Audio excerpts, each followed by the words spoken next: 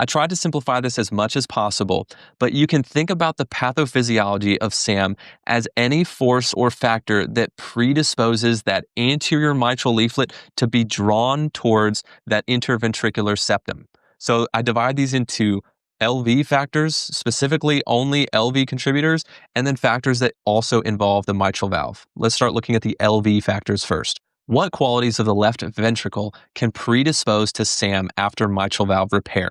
Well, think about this as a non-dilated, hypertrophied, and hyperdynamic ventricle. Certain things that can show up, especially on your echo boards, include LVEF greater than 65%. That's that hyperdynamic ventricle.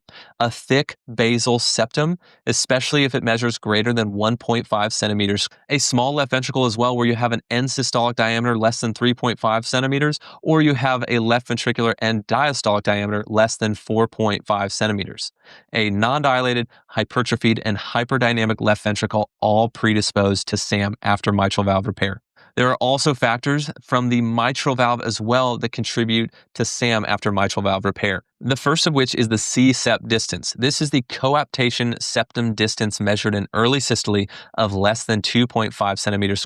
An aortomitral angle less than 120. I want you really to understand this just by thinking about it instead of memorizing it, because as you lower that angle, that mitral valve anterior leaflet only gets closer to that interventricular septum.